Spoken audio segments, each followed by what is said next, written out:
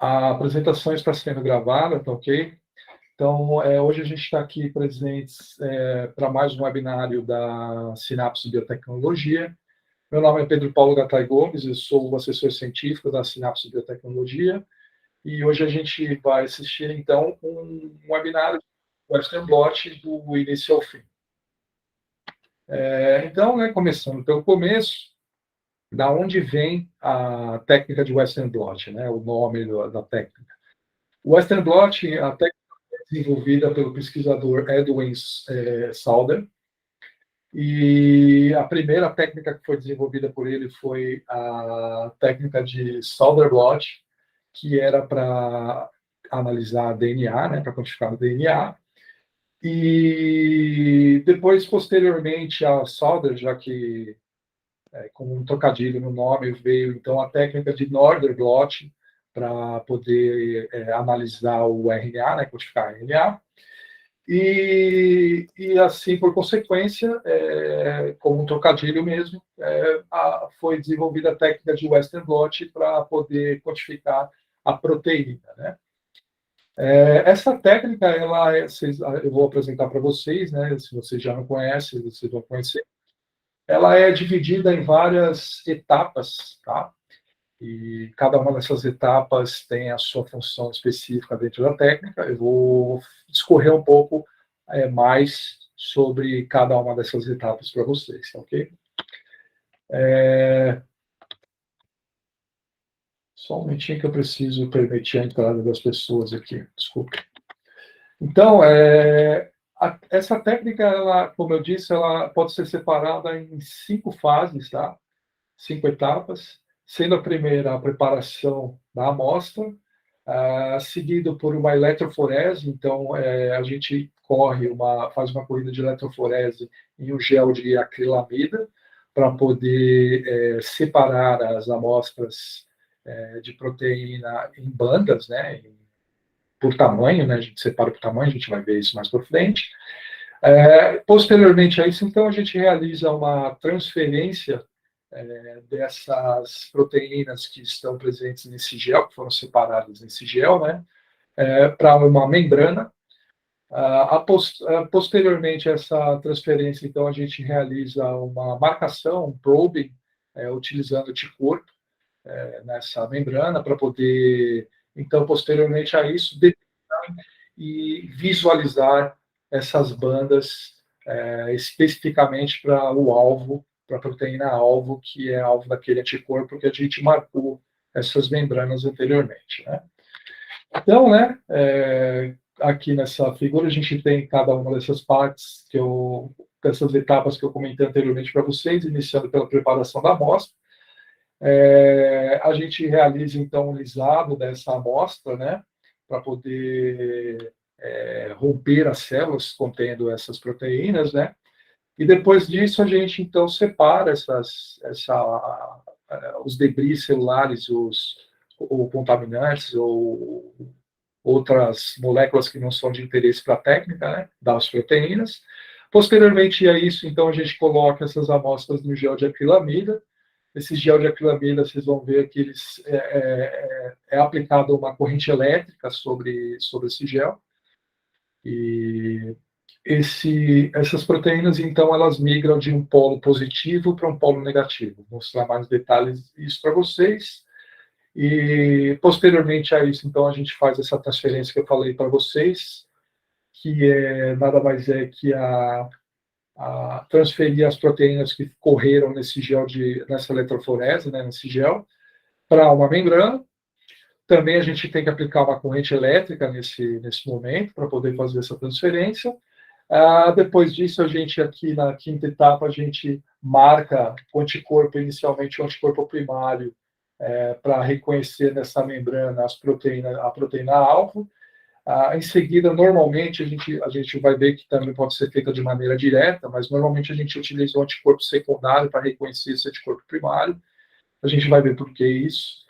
E, posteriormente, a gente detecta o sinal emitido por esse anticorpo. Esse anticorpo a gente vai ver que vai estar conjugado com uma enzima. E esse sinal, então, ele é detectado e é visualizado numa imagem como última etapa da técnica. Então, né, a preparação da amostra, a gente realiza, então, um extrato proteico. Então, a gente tem a amostra contendo as células, né, o tecido, os células. A gente faz um tratamento dessas células com tampão RIPA. Esse tampão ele vai, então, fazer essa extração dessas proteínas dessa amostra. A gente da Sinapse, nós comercializamos alguns produtos que são específicos, por exemplo, para você separar amostras de proteínas específicas de membrana, por exemplo, proteínas específicas de citoplasma, né, proteínas citoplasmáticas. Então, é possível, além de extrair a proteína total, né, a quantidade de proteína total das células, ainda você consegue, dependendo do kit, né, do reagente que você utilizar na reação, você consegue, então, separar as proteínas em locais específicos dessa célula. Tá? Depois dessa extração, né, dessa amostra, então, dentro do preparo da amostra, a gente realiza uma quantificação dessas proteínas para a gente saber de início qual é a quantidade de proteína naquela amostra, né, porque isso é necessário para a gente poder estimar a proteína propriamente dita, né, e depois desse preparo dessa amostra, dentro desse preparo dessa amostra, né, a gente vai, então, tratar essa amostra proteica de algumas maneiras para poder preparar ela para ela receber aquela elétrica que eu falei que a gente vai aplicar na etapa de eletroforese, né, no gel de acrilamida. E para a gente conseguir fazer essa eletroforese de maneira correta, a gente precisa, então, solvatar essas proteínas. Né? E de que maneira a gente solvata? Né? A gente solvatar é adicionar uma carga elétrica no entorno dessa proteína. Né? E de que forma a gente faz isso? Então, inicialmente, a gente precisa quebrar a estrutura dessa proteína e deixar ela de uma forma linearizada, né? Então, numa estrutura primária, ou simplesmente a sequência de aminoácidos dessas proteínas, né? E de que forma a gente faz isso? Então, inicialmente, a gente solvata, solvata não, desculpa, a gente trata essa proteína com um agente redutor, que no caso pode ser o DTT ou o beta-mercaptoetanol, beta-mercapto, desculpe. Depois a gente trabalha, a gente adiciona um detergente, que é o SDS. Esse SDS vai ser importante porque ele vai adicionar a carga negativa ao entorno dessa proteína, tá? E a gente aquece essas proteínas a 95 graus. O beta-mercapto, ele serve para quebrar as pontes de sulfeto, que são ligações químicas mais fortes, que necessitam desse reagente redutor para poder conseguir quebrá-las, né? Porque se você não quebra muitas vezes essas pontes de sulfeto, porções da proteína elas vão continuar numa estrutura terciária ou até quaternária. Então, para conseguir reduzir ela numa estrutura primária, a gente tem que dar esse tratamento inicial nelas, tá? Então, aqui nessa figura embaixo, à direita, a gente observa aqui em laranja, aqui, como se fosse a estrutura primária da proteína, né? A sequência de aminoácidos, envolto pela carga negativa que foi adicionada com o SDS, tá? Nessa amostra.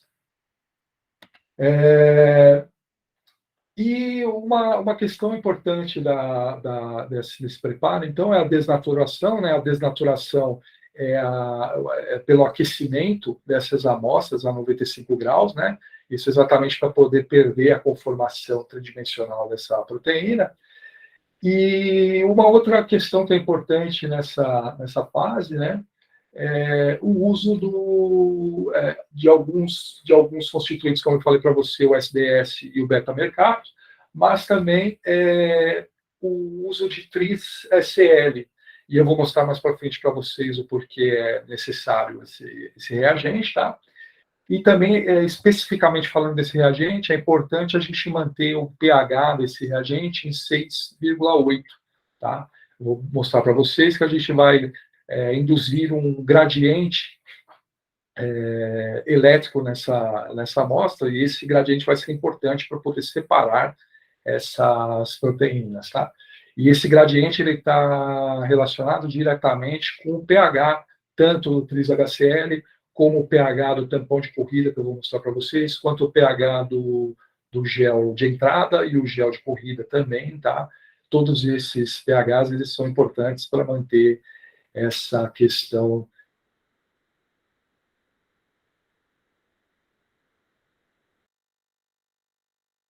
Além disso, né, esse tampão de corrida, né, com o SDS, ele vai o tris-HCl, o tris-CL, né, num pH 6,8, ele vai o SDS, ele vai o azul de bromofenol. Esse azul de bromofenol é um corante, tá? Ele é um corante azul que basicamente facilita a visualização da amostra quando a gente vai adicionar no gel de entrada. O glicerol, esse glicerol ele serve para dar uma viscosidade maior na amostra e facilitar a deposição dessa amostra no fundo do poço que a gente vai montar, né, no gel de entrada. Vou mostrar para vocês esses poços mais para frente. E aqui também a gente pode usar o DTT como agente redutor, ou então o beta-mercaptoetanol como agente redutor, tá? Nessa reação. Então, posteriormente a esse preparo da amostra, a desnaturação da proteína, né, a gente vai, então, realizar a eletroforese no gel de acrilamida, tá? Então, SDS-PAGE, o nome SDS-PAGE vem por conta do uso do SDS para a gente solvatar as proteínas, e o PAGE nada mais é que a sigla para poliacrilamida gel eletroforese. Então, eletroforese de gel de poliacrilamida, tá? Esse gel, ele é um gel que tem uma característica, se a gente observar mais de perto, como essa figura embaixo à esquerda aqui, que seria uma trama. Essa trama, ela possui diversos poros no meio dela, né? Que vai, então, permitir, dependendo do tamanho dessa proteína que estiver sendo difundida ou migrada por esse gel, passar com maior velocidade ou mais rapidez, ou menor rapidez, e, portanto, ficar em localizações diferentes do gel, tá? Isso é importante porque essa técnica a gente verifica o tamanho da proteína. Então, geralmente, as proteínas de menor tamanho são aquelas que vão migrar mais rápido e, portanto, elas vão chegar mais baixo no gel, que a gente corre o gel na vertical, né? Então, os fósforos estão em cima do gel, o gel de entrada, a amostra é colocada nesse poço, como pode ser observado aqui na figura, e ele vai descendo o gel em direção ao polo positivo, que é a parte de baixo do gel, né?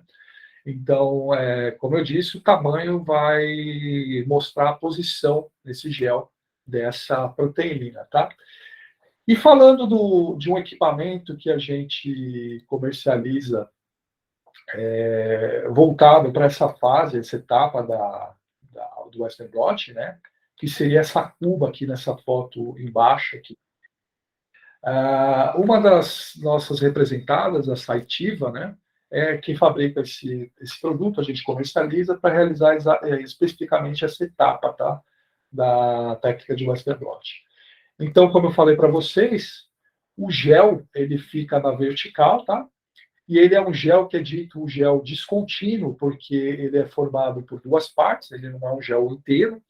A gente tem uma porção de entrada, que é o gel de entrada, o stacking gel, que é o gel que fica na parte de cima da corrida, tá? Onde tem os poços, que a gente vai colocar um pente para formar esses poços nesse gel, e é onde a gente vai colocar a amostra inicialmente. A gente tem o Resolving Gel, o gel de corrida, tá? Que é o gel, a maior parte do gel que forma a maior parte desse gel, né? Que é a parte onde a gente vai conseguir visualizar as bandas contendo as proteínas, tá?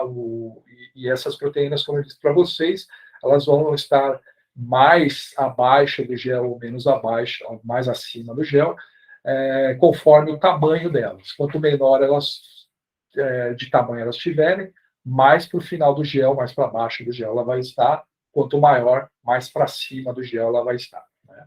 Isso por conta dessa trama do gel que forma, tá? Mas não só isso, eu vou mostrar para vocês também que aquela questão do pH que eu citei anteriormente para vocês, né, vai também influenciar nessa migração dessa proteína, tá? Então, esses géis, eles são banhados pelo tampão de corrida, tá? E o tampão de corrida também tem um pH específico que eu mostrei para vocês. Então, aqui, em maiores detalhes, né? O stacking gel, o gel de empacotamento, né, o gel de entrada, ele tem um pH de 6,8 e o gel o Resolve em gel, né, o gel de corrida, ele tem um pH de 8,8. O stacking gel, ele ocupa entre 20% a 30% do comprimento total do gel, tá, da corrida. Enquanto o Resolve em gel ele ocupa de 75% a 80% do tamanho total. Outra diferença entre eles, além do pH e do tamanho, também está relacionado à porcentagem de acrilamida que se usa para se preparar esse gel, sendo o stacking gel normalmente usando uma porcentagem de 4 a 6% de gel de acrilamida, enquanto o Resolve em gel se costuma usar de 8 a 10% de acrilamida. Tá? Então, isso faz com que o stacking gel ele seja mais poroso e o Resolve em gel seja menos poroso. Tá? Então, aqui nessa figura ao meio, a gente consegue observar inicialmente as amostras em cima do gel aqui como uma mistura, né? E depois que elas são empacotadas, né, no stacking gel, elas vão entrarem no Resolve em gel, elas vão então sendo separadas pelo tamanho delas, né? Pela massa que elas têm, tá? Sendo as maiores sendo retidas em cima do gel, as de tamanho intermediário numa porção intermediária do gel e as de menor tamanho no final desse gel. Aqui nessa figura à esquerda, a gente observa uma amostra, os poços, aqui são os poços do stacking gel, tá? Aqui em 5, 6 e 7 já poços já contendo a amostra. Em 8, a gente observa aqui a agulha adicionando a amostra nesse poço, tá? Então, essa característica que a gente observa da amostra se depositando no fundo desse poço, ela depende do uso que eu falei anteriormente para vocês, do glicerol, tá? O glicerol vai ser importante nessa característica para garantir que essa amostra consiga se depositar no fundo do poço, vai dar uma viscosidade maior e uma densidade maior para essa amostra e vai facilitar com que ela se deposite no fundo do poço. E o azul de bromofenol, ele vai então dar essa cor que a gente consegue visualizar esse processo e facilitar esse processo, tá? Além da amostra corrida, a gente costuma utilizar também um índice, tá? Um marcador que vai, além de facilitar a visualização no tamanho da banda, vai também dar um índice de tamanho para a gente, né? Então, esses marcadores, eles podem ser usados de 3 formas distintas, então, um mais distribuído em todos os tamanhos possíveis, tá? Aqueles que focam em tamanhos mais intermediários e aqueles marcadores que focam em tamanhos de proteínas menores, tá?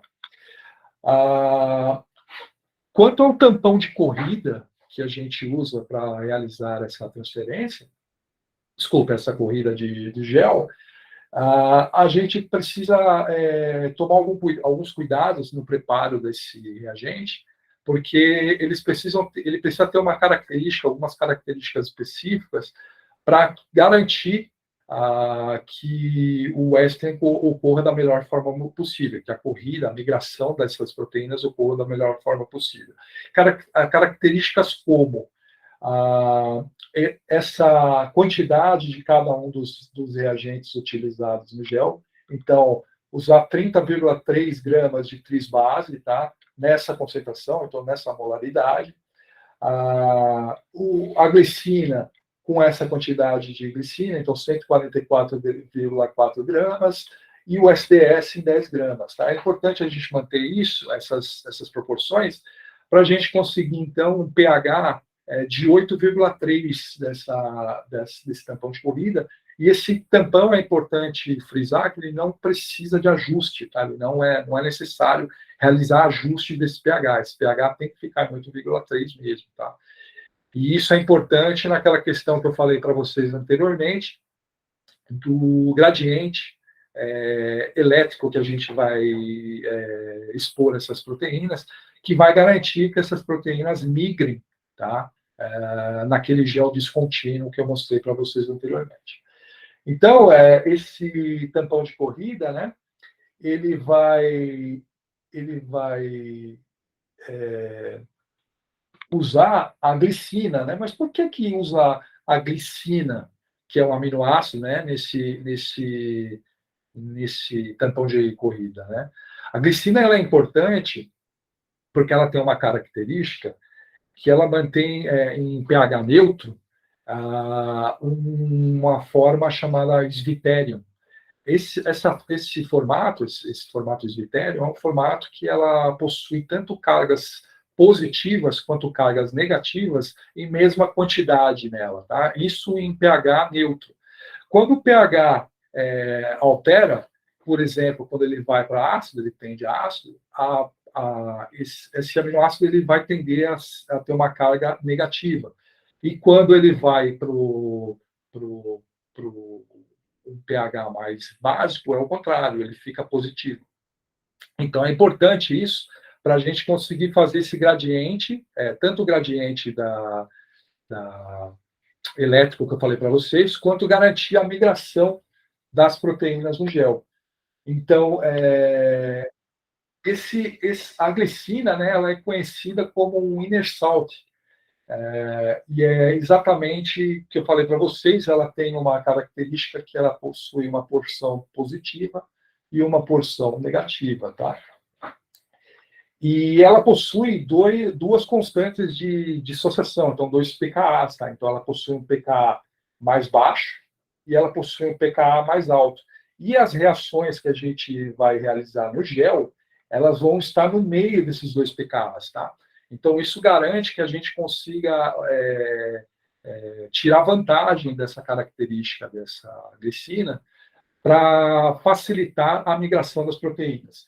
E de que forma essa glicina vai fazer isso, né? Então, o stacking gel, eu mostrei para vocês que ele vai estar com um pH de 6,8, então próximo de 7, né? Próximo do neutro. E o tampão de corrida, ele vai estar no pH de 8,3. E aí, a gente colocando a amostra no stacking gel, que ele vai estar com um pH próximo do neutro, a gente vai garantir que essa glicina esteja nesse formato Svitterium. E aí, o que acontece, né? Basicamente, nesse formato, essa glicina ela vai se ligar nas proteínas que estão no poço, e quando a gente induz a corrente elétrica no gel, ela está neutra, então ela vai migrar muito devagar. Ela vai migrar muito devagar e ela vai ser o que é chamado de trailing ions, ou seja, íons que dificultam o movimento, embarreram o movimento da migração dessas proteínas. Porque a gente está aplicando uma corrente elétrica do negativo para o positivo, e ela vai estar neutra, ela vai estar carregada positivamente e negativamente na mesma quantidade. Então, ela vai migrar devagar. E aí, isso dentro do stacking gel, que tem um pH de 6,8, próximo de 7. Nesse momento, O TRIS-CL, o TRIS-HCl, que a gente também utilizou no tampão de corrida, ele vai ter os íons fluoreto. Esses íons fluoreto, eles têm uma carga negativa. E por ter uma carga negativa, a gente está aplicando uma corrente elétrica do negativo para o positivo, ele vai tender a ir mais rápido em direção ao polo positivo. E por ele tender a ir mais rápido para o polo positivo, ele vai ser chamado, então, de leading ions. Ou seja, ele vai estar liderando, ele vai estar na frente das proteínas que estão migrando nesse momento, né? Então, ele vai estar puxando essas proteínas em direção ao polo positivo. E aí, o que acontece? Quando essas proteínas elas atingem esse conjunto, né, a glicina, as proteínas e os leading ions, eles atingem o resolving gel, o gel de corrida, o pH muda. E quando o pH muda, ele fica negativo. E a glicina fica negativa, né? Lembra que eu falei para vocês do formato de deutério? Ele fica negativo, e quando ele fica negativo, ele é puxado para o polo positivo. E aí ele se torna, então, pelo tamanho dele, né, por ele ter uma massa maior do que o cloreto, ele se torna, então, o leading ion. E dessa forma ele puxa, ele é como se fosse uma rolha ou uma comporta que estivesse abrindo e puxando essas proteínas em sentido ao polo positivo. Então, dessa forma, você consegue fazer com que essas proteínas elas comecem a ficar, e isso é dependente do tamanho dessa proteína, tá? Ela é proporcional, essa migração vai ser proporcional ao tamanho dessa proteína. Essa figura ela mostra, ela exemplifica isso que eu acabei de explicar para vocês, tá? Então, em cima a gente tem o stacking gel, aqui nessa linha tracejada a gente tem a interface entre um gel e o outro, tá? E embaixo a gente tem o separanting gel, ou gel de resolução, o gel de corrida. Mas assim, quando a gente faz essa corrida de álgebra-piramida, essa corrida ela é feita com proteínas de vários tamanhos, né? E como que a gente vai saber, então, qual que é a proteína de interesse, né? Então, inicialmente, quando a gente corre o gel, a gente pode corar esse gel com um corante chamado Comacy Blue, que pode ser observado aqui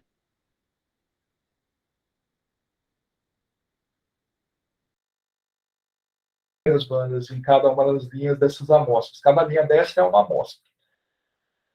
Cada linha na horizontal que a gente observa é uma proteína, e cada linha na vertical é uma amostra, tá? Então, como a gente vai saber qual dessas bandas, né, dessas linhas na horizontal, seriam a nossa proteína de interesse, né? Então, para isso, a gente tem a próxima etapa, que é, primeiro, a transferência da proteína do gel para uma membrana, tá? E depois disso, então, a gente marca essa membrana com anticorpo específico para aquela proteína-alvo que a gente tem interesse em observar o tamanho, tá? Porque dessa forma a gente consegue identificar especificamente aquela proteína de interesse. Então, falando agora da próxima etapa, que seria a transferência é quando a gente já correu o gel, né? A gente já não necessariamente precisa corar com a Ciblu, mas é interessante corar para ver se a corrida correu da maneira correta, se a gente observa várias linhas contendo as proteínas em cada uma das amostras, tá? Para ver se teve mesmo migração das proteínas. Mas ela não é uma etapa obrigatória. Pode ser feita ou pode não ser feita, tá? E aí a gente vem para a transferência. A transferência, a gente vai também aplicar uma corrente elétrica que vai do polo negativo para o polo positivo, tá? E essa transferência a gente monta o que é chamado de sanduíche. Esse sanduíche nada mais é do que a gente colocar um catodo, né, uma placa que vai receber uma corrente elétrica negativa de um lado do sanduíche, um papel filtro que serve para proteger a membrana, e o gel, Geralmente, antes desse papel filtro, a gente coloca uma esponja. Essa esponja eu vou mostrar com mais detalhes para vocês mais para frente a importância dela, tá? Mas é importante usar essa esponja também. Geralmente, a gente coloca, então, para o lado do polo negativo. Lembra que as proteínas estão carregadas, solvatadas negativamente. Então, elas têm repulsa pelo polo negativo. Então, elas têm que ficar no sanduíche para o lado do polo negativo. Então, logo depois do primeiro papel filtro, a gente coloca o gel, tá? Em seguida desse gel, a gente vai colocar a membrana, que a gente vai transferir essas proteínas.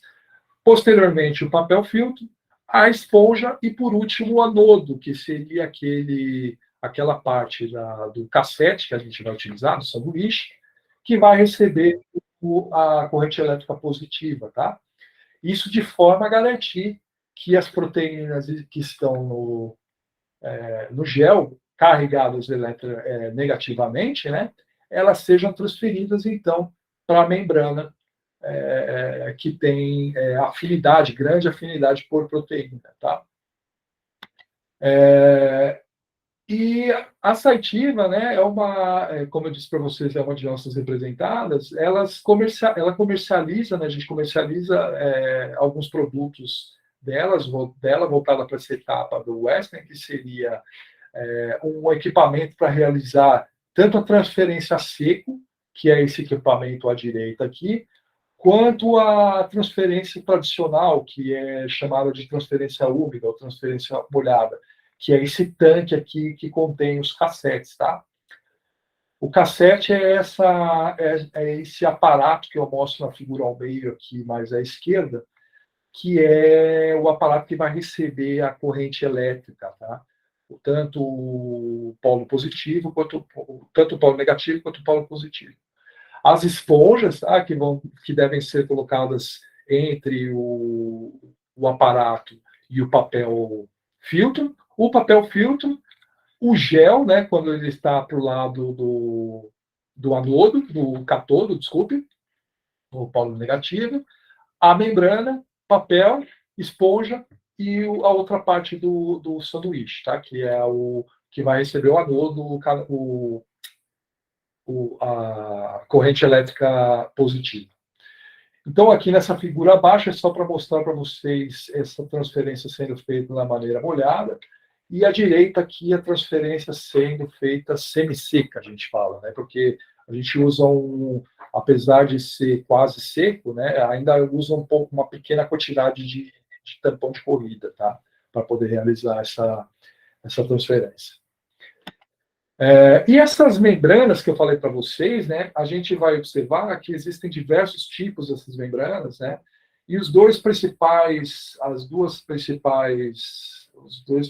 tipos que existem é a membrana de nitrocelulose, que é mais antiga, que já era utilizada no Northern Blot, no Southern Blot, e a membrana de PVDF, tá? A membrana de PVDF ela tem uma capacidade de ligação à proteína superior à membrana de nitrocelulose, tá? Mas tem uma outra necessidade. A membrana de PVDF ela tem necessidade de ser ativada por metanol antes do uso. Então, por exemplo, existem laboratórios que podem ter dificuldade de manusear metanol, porque muitas vezes não possui capacidade para despejar ou descartar esse metanol após o uso, né? Ou às vezes não possui aparato para poder utilizar esse metanol, tá? Então, por isso, às vezes, a de nitrocelulose acaba sendo utilizada ao invés da de PVDF.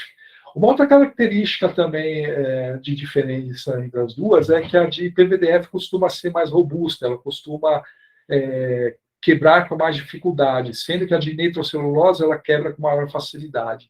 Isso é importante porque ao manusear a membrana, quando a gente vai incubar essa membrana com o anticorpo, a gente precisa pegar essa membrana pelas bordas dela com uma pinça. E muitas vezes a membrana de nitrocelulose ela quebra, porque ela é quebradiça, ela é mais quebradiça que a de PVDF. Eu vou mostrar para vocês que a Saitiva ela tem uma solução para isso, que seria uma membrana de nitrocelulose mais robusta, tá? Que ela tem um tratamento especial, que ela fica menos quebradiça, tá? Uma outra característica dessas membranas que é interessante avaliar é em relação à porosidade delas, né? Então, geralmente, a gente vai ter as membranas de PVDF de nitrocelulose com uma porosidade de 0,1, 0,2 ou 0,45 micrômetros, tá? Isso está relacionado principalmente com o tamanho da proteína que a gente vai estar separando na técnica de Western blot. Então, proteínas maiores, elas podem usar um poro maior. As proteínas menores, se usar um poro maior, você corre o risco de perder essas proteínas na transferência, porque exatamente por causa do poro da membrana, se for muito grande, essas proteínas acabam retidas da membrana, tá? Então, por conta disso, a gente deve selecionar essa porosidade dependendo do tamanho da proteína de interesse, tá? Outra questão é que a membrana de nitrocelulose ela se mostra meio um pouco difícil de ser realizada uma técnica chamada de strip ou reprobe na membrana. O que isso significa? Muitas vezes a gente precisa remarcar essa membrana. Então, depois de ter incubado o anticorpo e ter tentado revelar, a gente, na mesma membrana, às vezes é necessário remarcar, ou seja, reincubar o anticorpo para ter essa marcação novamente. E para fazer isso, a gente precisa fazer a reação do strip, que é usar um reagente que vai soltar esse anticorpo, vai desmarcar essas proteínas e vai permitir que na mesma membrana a gente faça um reprobe, né, remarque essa membrana. E a membrana de nitrocelulose, essa técnica não é muito indicada porque a gente pode ter perda de sinal quando a gente faz o strip na membrana de nitrocelulose. A Cytiva tem duas opções que são também trabalhadas de forma a diminuir esse efeito nas membranas de nitrocelulose, tá?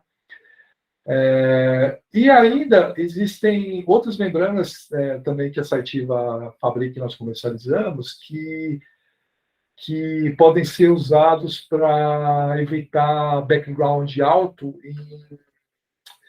em Western blot feito com fluorescência. Tá? Eu vou mostrar para vocês que existem 3 tipos básicos de captura de sinal, de tipo de sinal que pode ser captado no Western, na técnica de Western, tá?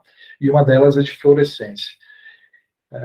E existe a opção de PVDF, que é tratado para diminuir esse background, tá? Na fluorescência específica com membrana de PVDF, e também aquela que é com nitrocelulose, que também facilita a visualização em fluorescência. Tá? Então, aqui nessa figura, a gente observa que para Western por quimioluminescência, então com reagentes quimioluminescentes, a gente tem algumas opções de membrana. Em verde, aqui em cima, essas 3 iniciais são as de 0,1, 0,2, 0,45 micrômetros de nitrocelulose, tá? Voltadas para a captura por quimioluminescência. A gente tem as Amersham High Bond, essas 3 que eu falei inicialmente são as Amersham Protran, tá? Que são as de nitrocelulose. A gente ainda tem as Amersham High Bond, que são voltadas então para PVDF, a gente tem porosidade de 0,2 e 0,45 micrômetros para quimioluminescência. Para membranas voltadas, então, para a realização de stripping ou reprobing, né, a gente tem também opções tanto de nitrocelulose quanto de PVDF, para diferentes porosidades, tá? E para a técnica de Western com fluorescência, a gente também tem opção tanto de nitrocelulose com diferentes porosidades, quanto de PVDF, mas de PVDF a gente tem aqui representado somente de 0,2 micrômetros. Tá? Aqui nessa tabela a gente observa, então, o resumo dessas membranas, tá? Então, a gente tem o material de cada uma delas, a porosidade, a força de ligação física com as proteínas, tá? A capacidade de ligação a proteínas por centímetro cúbico, tá? Da membrana, e o tamanho mínimo que pode ser utilizado de proteínas com aquela determinada membrana, tá?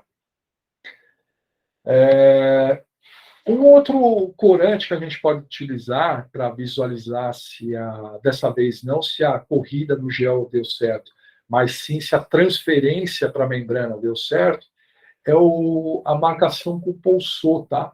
A marcação com pulsor, ele é um reagente avermelhado, rosado, que quando a gente cora a membrana, se houve a transferência, a gente vai observar na membrana uma característica similar àquela que a gente observou no gel com o Macelu, tá?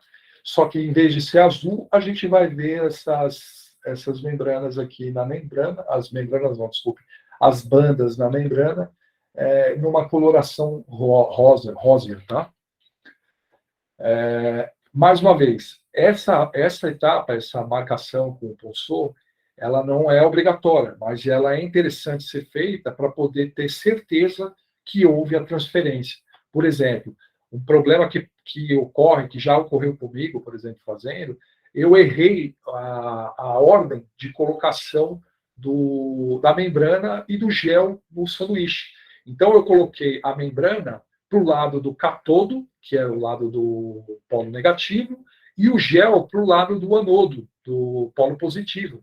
Então, lembra que a proteína está no gel com uma carga negativa. Então, ela vai do negativo para o positivo. O que aconteceu?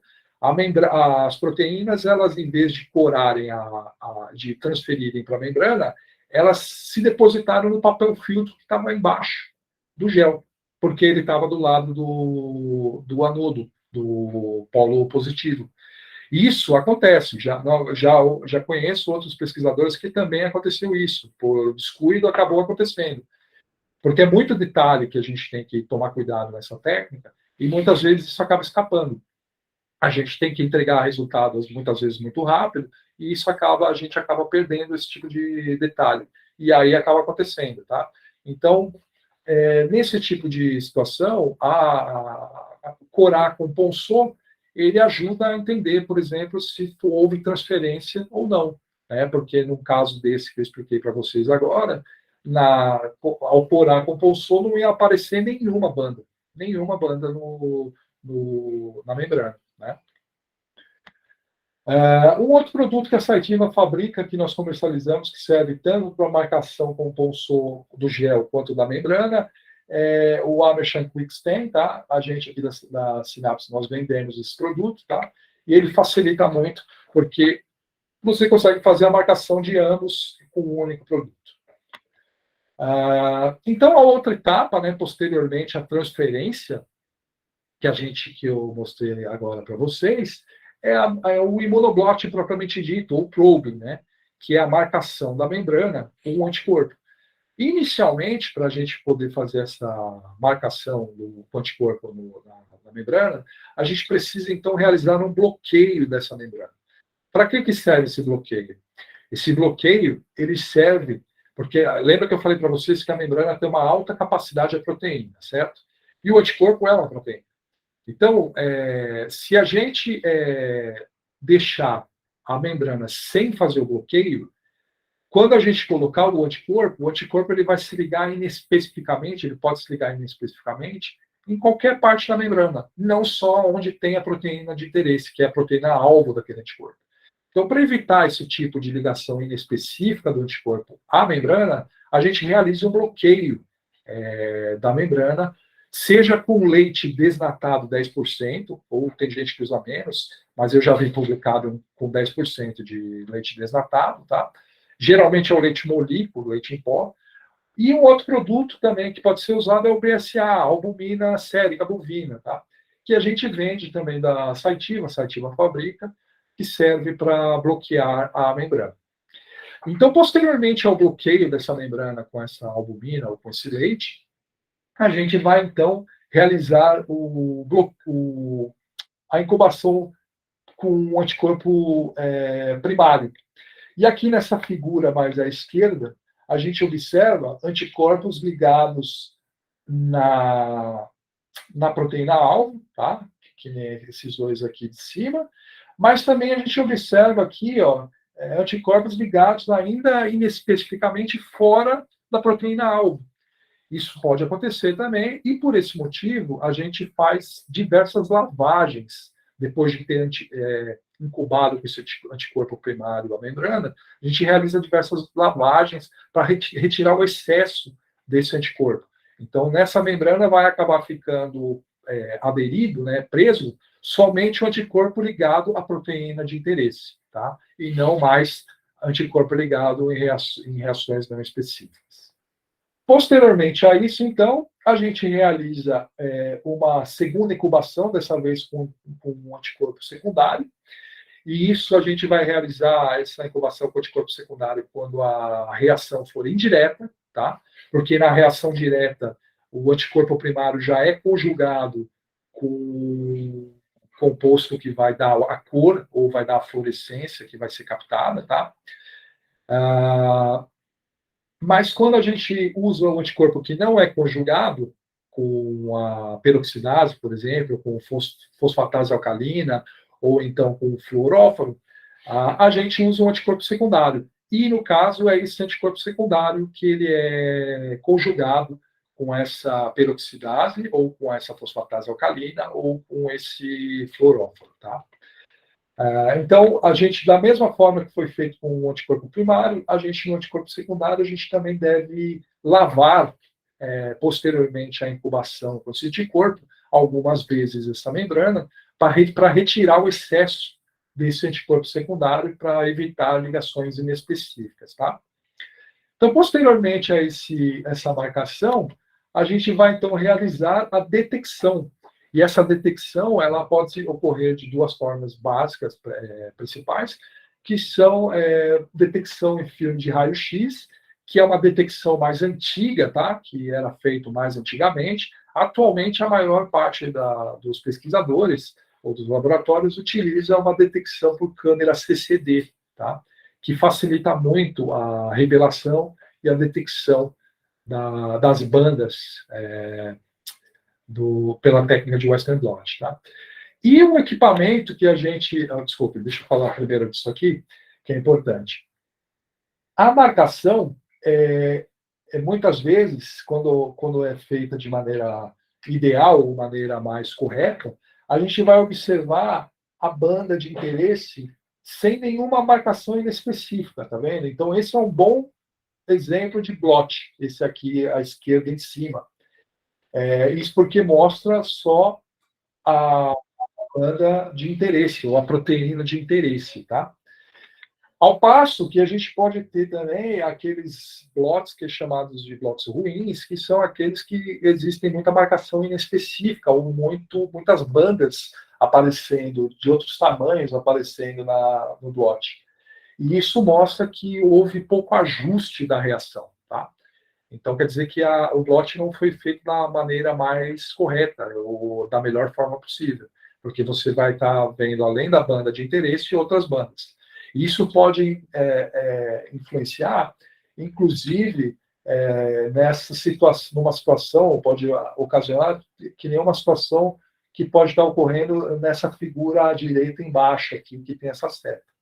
Então, a gente pode observar uma banda bem fraquinha colado a uma banda muito forte. Esse tipo de situação aqui, ela é muito ruim pelo seguinte: como que a gente vai conseguir distinguir qual dessas duas é aquela que é a condição verdadeira? A gente não consegue distinguir, só olhando aqui, entendeu?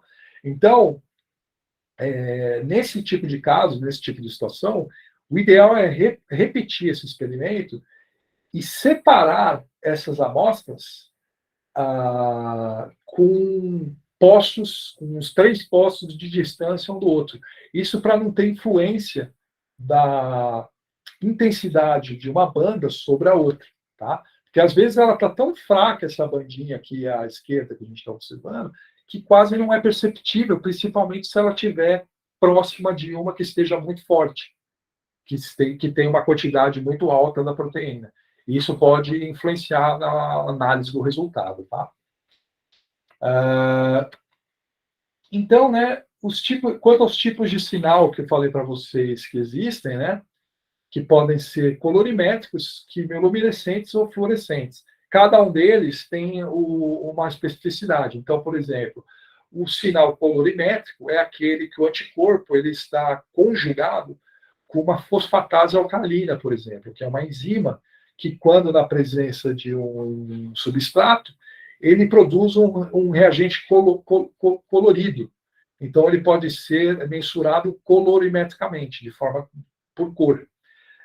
O quimiluminescente, ele é um método, é um tipo de sinal que é captado por luz. Então, o anticorpo ele é conjugado com uma enzima como a peroxidase de rábano, né, a Horst-Herdich peroxidase, que quando na presença de H2O2, né, de peróxido de hidrogênio, ela libera uma luz. Então, por liberar uma luz, por uma reação química, é um sinal quimiluminescente. E, por outro lado, a gente ainda tem um tipo de sinal fluorescente, que é quando o anticorpo ele está conjugado com fluoróforo, que é uma substância que emite luz quando você incide um determinado comprimento de luz sobre ele, tá? Então, ele vai emitir uma luz num determinado comprimento de onda, e esse determinado comprimento de onda pode ser, então, captado e medido. Além disso, o quimiluminescente ainda pode ser feito de maneira direta, quando você usa o anticorpo primário, e esse anticorpo primário ele já é conjugado diretamente com a peroxidase, por exemplo. Tá?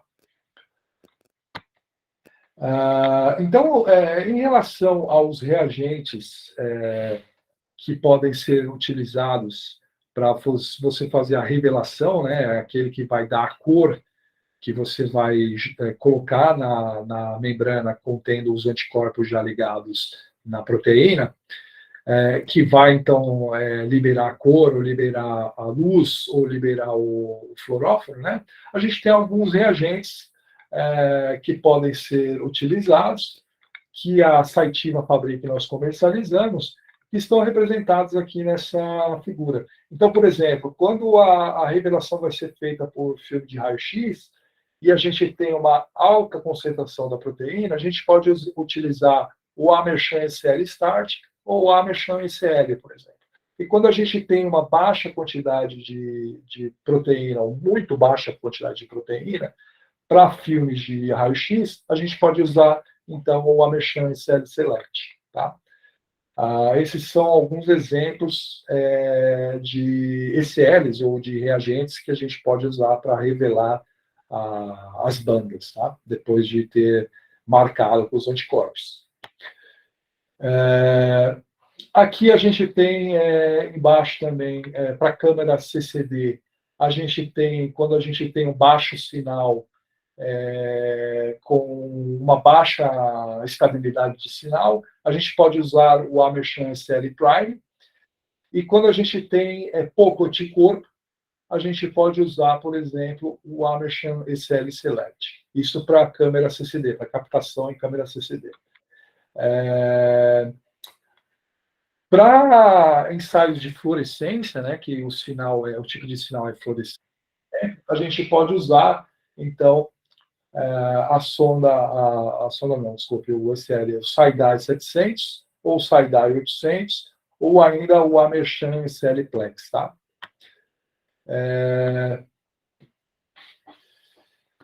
Então, especificamente falando do SL Prime, que é para captação com câmera CCD, né? Ele tem uma alta sensibilidade, ele também pode ser usado tanto com filme de raio-x, né, com revelação de filme de raio-x ou CCD, câmera CCD, e ele foi desenvolvido para realizar a codificação Mas ele, apesar de poder ser usado tanto com raio-x quanto com câmera CCD, ele foi preparado, fabricado de maneira a ser dado preferência à utilização com câmera CCD. Tá? Devido à sensibilidade dele, a diluição do anticorpo deve ser bem ajustada, tá? Porque se não for bem ajustada, pode ocorrer, então, um estouro de sinal, ou seja, o sinal ficar muito forte, tá? E ele é similar ou compatível com um substrato quimiluminescente que também a Saitiva fabrica e nós comercializamos, que é o ECL Super Signal West Pico, tá? Então, aqui nessa outra figura, eu mostro para vocês em relação à sensibilidade e diluição do anticorpo. Então, quanto maior a sensibilidade, maior tem que ser a diluição do anticorpo. Então, por exemplo, o menos sensível dos ECL seria o SL Start, que seria aquele mais de entrada, que você não tem uma necessidade de observar bandas com menor quantidade de proteína. E o ECL seria o segundo, que teria uma maior sensibilidade, o Amersham ECL, né? O Amersham ECL Prime é o terceiro da categoria, ele é mais sensível que os outros dois anteriores que eu citei, e o mais sensível de todos é o Amersham ECL Select. Esse consegue captar quantidades tão pequenas de proteína quanto 5 nanogramas de proteínas, tá? E, nesse caso, ele tem uma acessibilidade muito alta, então você tem que necessariamente diluir bem o anticorpo para usar esse CL. Um outro produto que nós fabricamos, nós comercializamos, que a Saitiva fabrica, são, então, os marcadores que eu falei anteriormente com vocês, e aqui a gente tem os marcadores Rainbow, que podem ser usados com fluorescência, aqui mais à esquerda, tá? Com diversos canais de fluorescência, vocês podem observar aqui. A gente tem ainda que pode ser utilizado com quimioluminescência, que é o Amersham SL Growth Marker, e a gente ainda tem o Amersham SL Rainbow Markers, que são aqueles que eu falei anteriormente para vocês, que tem para tamanhos variados de proteína. Então, tanto para todos os tamanhos, quanto para de tamanho intermediário, quanto de pequeno tamanho, proteínas de pequeno tamanho. Tá? A revelação, como eu disse, ela pode ser feita, então, tanto por filmes de raio-x quanto por câmera de CCD, né? E a Saitiva, ela fabrica um produto que nós comercializamos, que é o IQ500, Image Quantic 800, desculpe, que é uma câmera que serve para captar os sinais de Western blot também outros experimentos, como análise de gel de DNA, dependendo do modelo do IQ800, tá?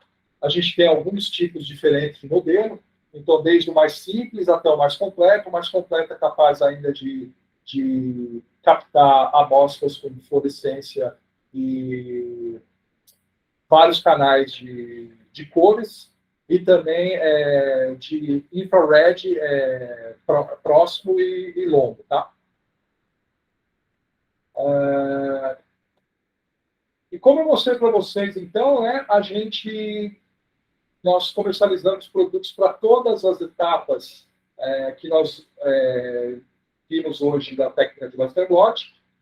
Para cada uma dessas etapas, nós temos produtos específicos, né?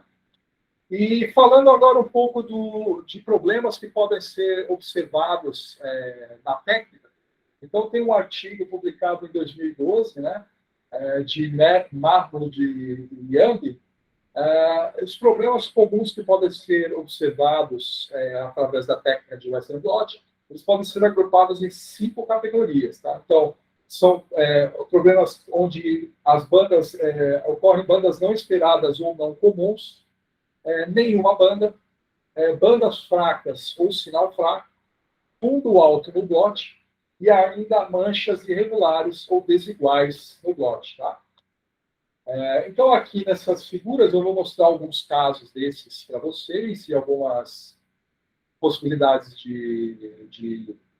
para tentar resolver o problema, tá? Então, inicialmente, aqui mais em cima, a gente tem um provável problema que está na quantidade de proteína total em cada amostra, que a gente vê uma não uniformidade das bandas, tá? Como está observado aqui no quadrado do retângulo vermelho, tá? Então, uma forma de contornar esse problema é verificar se a expressão do controle.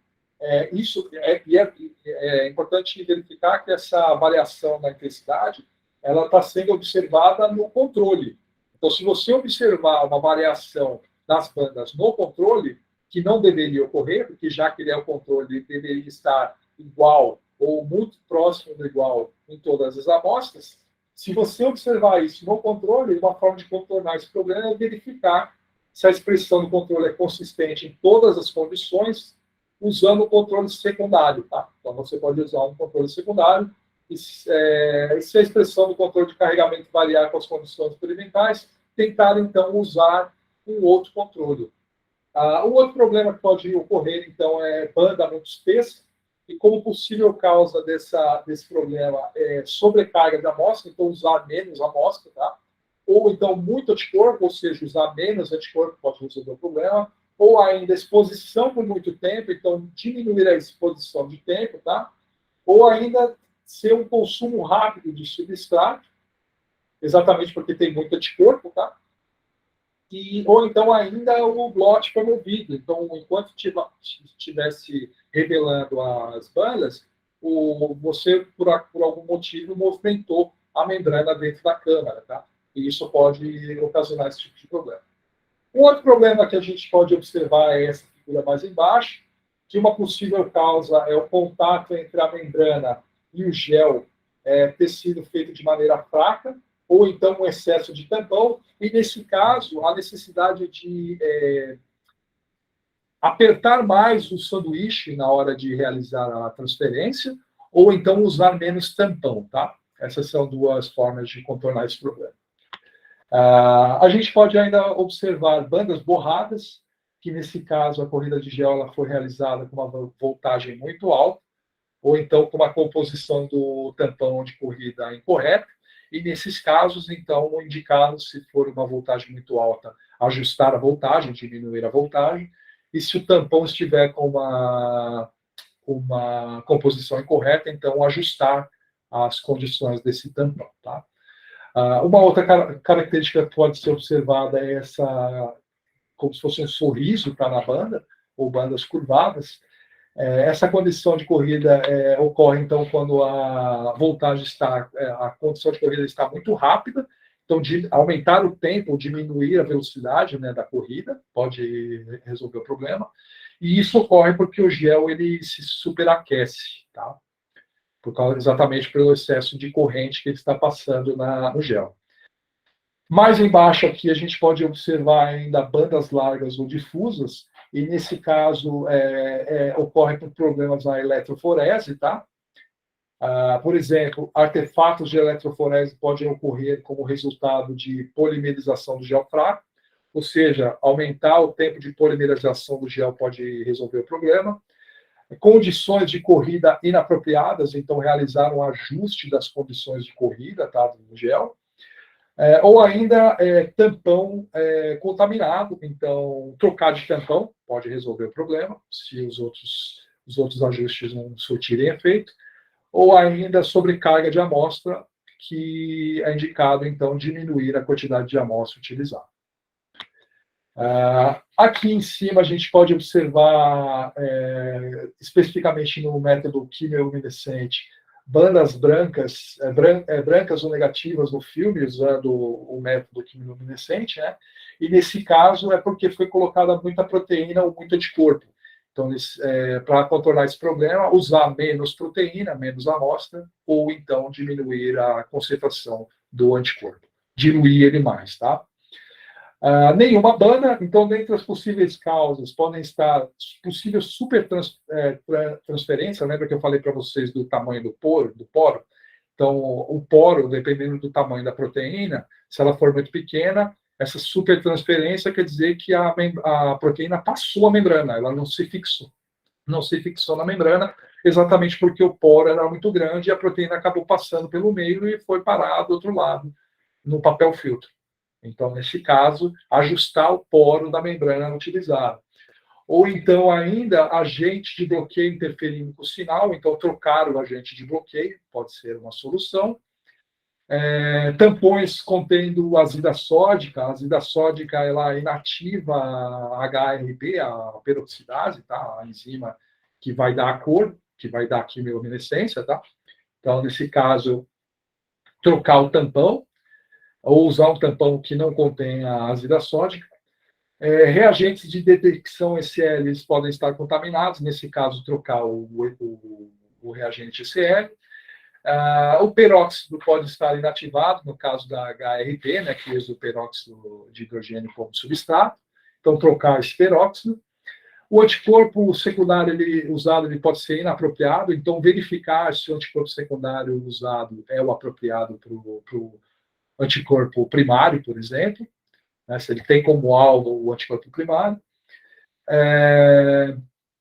Concentração de anticorpo baixa, ou seja, aumentar a concentração do anticorpo, ou diluir menos o anticorpo, ou então ainda um anticorpo não indicado para o Western blot. Existem alguns anticorpos que nunca foram testados para anticorpos não, desculpe, para Western blot. E nesses casos, muitas vezes o anticorpo não serve para o Western blot. E aí a pessoa quer utilizar aquele anticorpo, mas infelizmente ele não serve para a técnica. Então, verificar se o anticorpo é adequado para a utilização com o Western blot. Ainda a perda de atividade do anticorpo devido a período muito longo de armazenamento inadequado. Então, sempre verificar se o armazenamento do anticorpo está sendo realizado da melhor maneira possível. E ainda antígeno não expresso no alvo. Então, muitas vezes, isso aconteceu no meu doutorado, inclusive. Eu não sabia que as células tubulares renais, por exemplo, de ratos, não expressavam o receptor CMET. Eu não sabia disso. E aí eu fui mensurar na proteína o CMET. E não encontrei expressão. Não encontrei expressão porque aquela célula específica que eu estava trabalhando não expressava a proteína específica que eu estava usando no anticorpo. Então, nesse caso, não tinha banda mesmo. Então, tem que verificar, nesse caso, se o antígeno ele é expresso no alvo que você está trabalhando no Western blot. E ainda a quantidade de anticorpo usado inadequado. Tá? Então, ajustar a quantidade do anticorpo para a reação que você está realizando. Aqui embaixo a gente ainda observa, por exemplo, à esquerda aqui, ó, esse todo quadriculado, essa figura toda quadriculada, isso mostra, por exemplo, um sanduíche realizado sem as esponjas. Lembra as esponjas que eu comentei para vocês que é importante utilizar antes do papel filtro, entre o aparato e o papel filtro? É importante para evitar esse tipo de problema na revelação, tá? Um outro problema que pode ser observado são essas manchas. Essas manchas são advindas de limpeza inadequada dos aparatos utilizados na transferência, tá? Então, sempre limpar muito bem os aparatos utilizados para evitar esse tipo de problema. E ainda bolhas que podem ser observadas aqui na figura mais à direita. Então, para evitar esse tipo de problema, no momento que você estiver montando o sanduíche, tem um rolinho que você pode utilizar, que geralmente tem nos laboratórios, ou até uma espátula. Você pode utilizar, quando o sanduíche estiver montado, você pode passar por cima da esponja, o rolinho ou essa espátula, de forma a tentar tirar qualquer bolha que possa, porventura, estar na membrana. Bom, pessoal, o que eu tinha para apresentar para vocês hoje era isso. Aqui estão algumas de nossas marcas representadas e eu estou à disposição para perguntas, tá ok?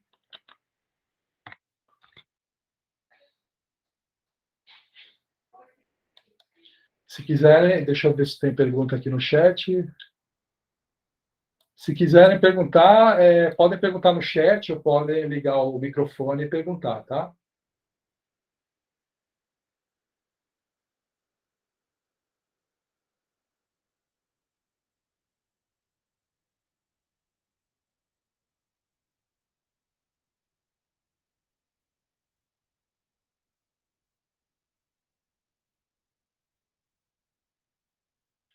Alguém tem alguma pergunta?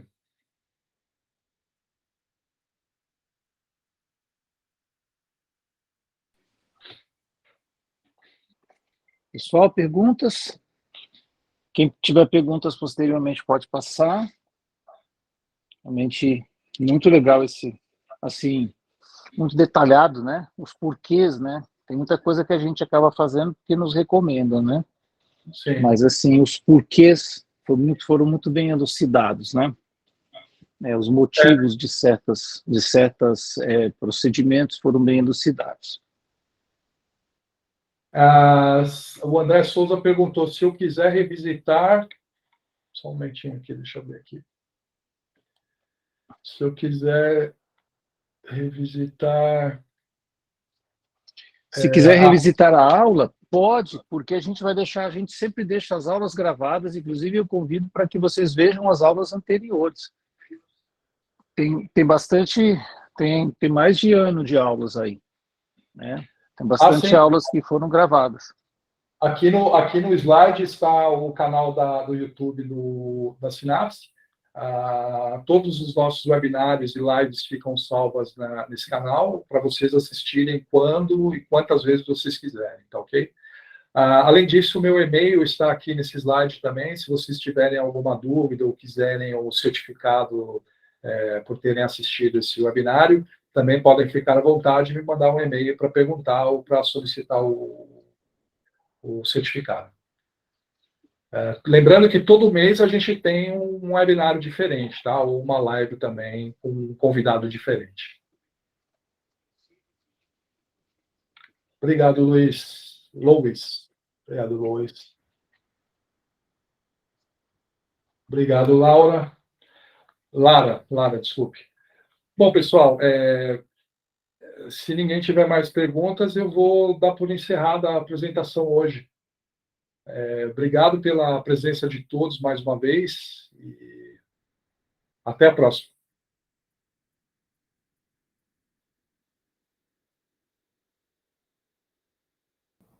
Um abraço, muito obrigado. Obrigado, Fábio.